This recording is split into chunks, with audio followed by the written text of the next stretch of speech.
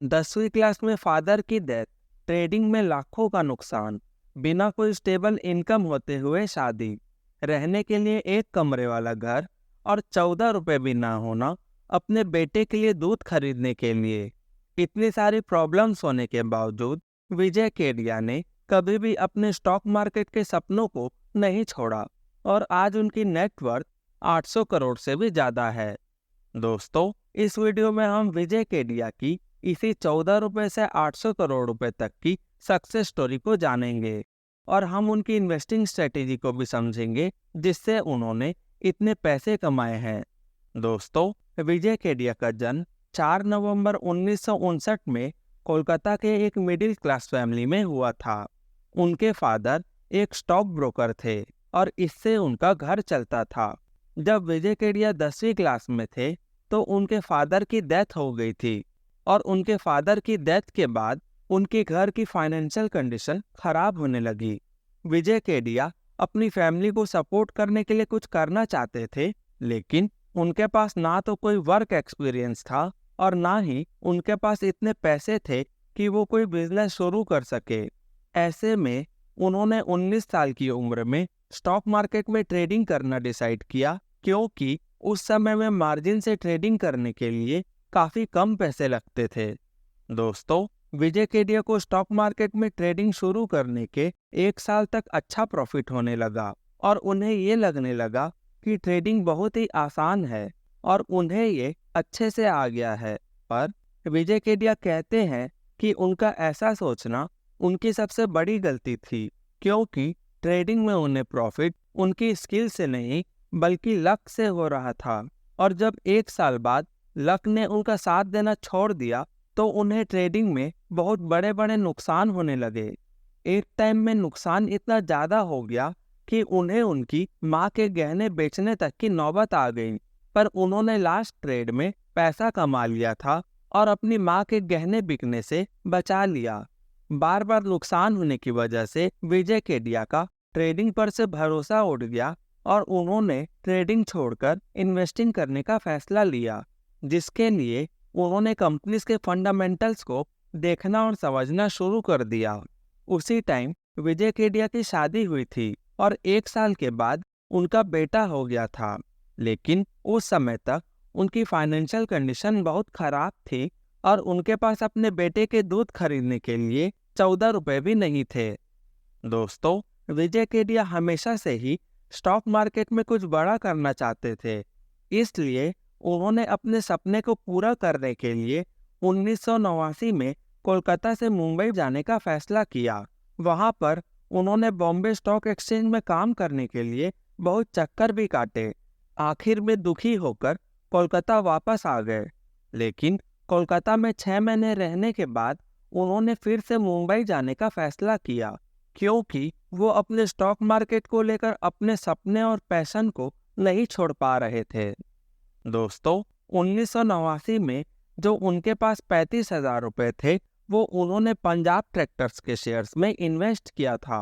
अगले 3 सालों में पंजाब ट्रैक्टर्स का शेयर्स 3 से 4 गुना हो गया।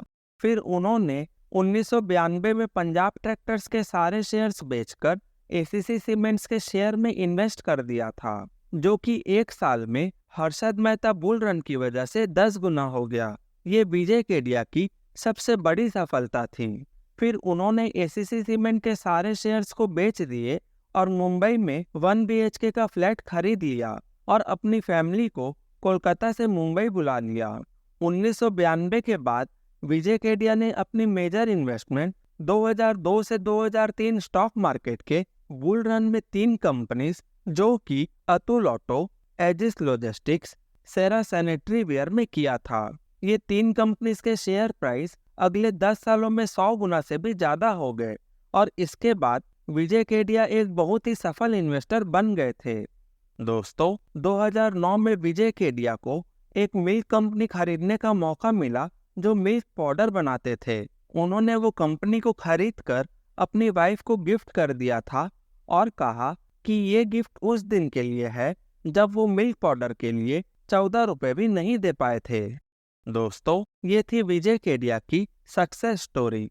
चलिए अब हम उनकी इन्वेस्टिंग स्ट्रेटेजी और लेसन्स को समझते हैं, जिनकी मदद से आप भी विजय केडिया की ही तरह एक सक्सेसफुल इन्वेस्टर बन सकते हो।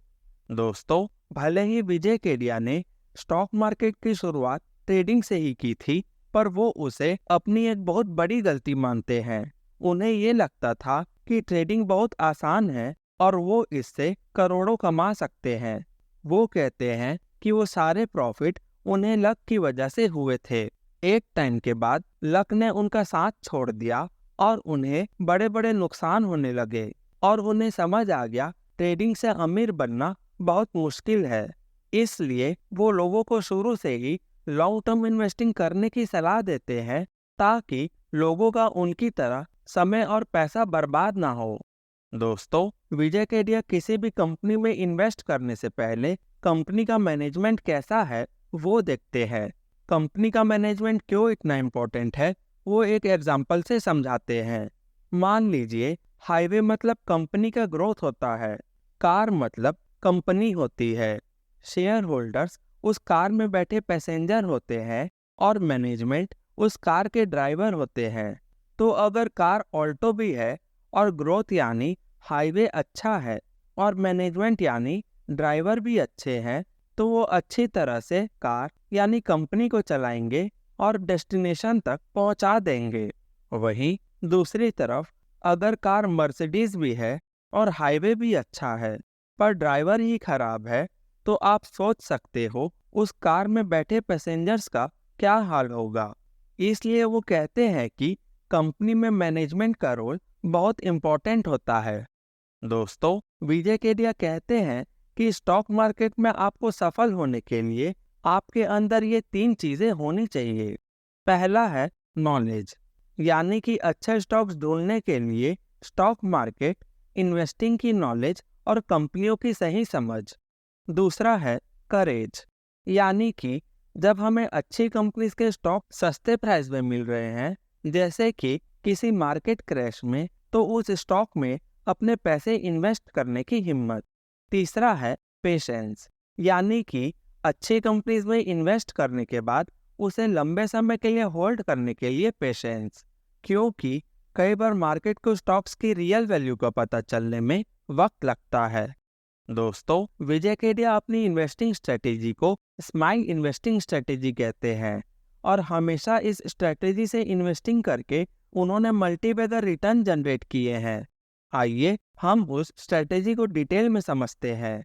स्माइल स्ट्रेटेजी में एस का मतलब होता है स्मॉल इन साइज, यानी कि विजय केडिया ऐसी कंपनीज में इन्वेस्ट करते हैं जो छोटी है। ऐसा इसलिए क्योंकि आज की छोटी कंपनी कल जाकर बड़ी कंपनी बन सकती है, जिससे उन्हें 10 से 100 गुना तक का रिटर्न मिल सकता है और ऐसी कंपनी को मिड कैप और स्मॉल कैप कंपनी कहते हैं। MI का मतलब होता है मीडियम इन एक्सपीरियंस, यानी कि विजय केडिया ऐसी कंपनी में इन्वेस्ट करते हैं जो कम से कम 10 से 15 सालों से बिजनेस कर रही है और उसने कम से कम एक मार्केट फॉल तो जरूर देखा हो और उससे सीखकर ग्रो किया हो, क्योंकि ऐसे में अगर बुरा वक्त आया तो कंपनी के ग्रोथ में ज़्यादा फर्क नहीं पड़ेगा। L का मतलब होता है लार्ज इन एस्पिरेशन, यानी कि विजय केडिया ऐसी कंपनी में इन्वेस्ट करते हैं जिसके मैनेजमेंट या प्रमोटर में ये जुनून है कि वो अपनी कंपनी को अपनी इंडस्ट्री की सबसे बड़ी कंपनी बनाना चाहता है। E का मतलब होता है एक्स्ट्रा लार्ज मार्केट पोटेंशियल, यानी कि विजय केडिया ऐसी कंपनी में इन्वेस्ट करते हैं जो ऐसी इंडस्ट्री में होनी चाहिए जिसमें वो बहुत बड़ी कंपनी बन सकती है, क्योंकि अगर एक इंडस्ट्री ही 1000 करोड़ की है तो उस इंडस्ट्री में 10,000 करोड़ की कंपनी कैसे बन पाएगी।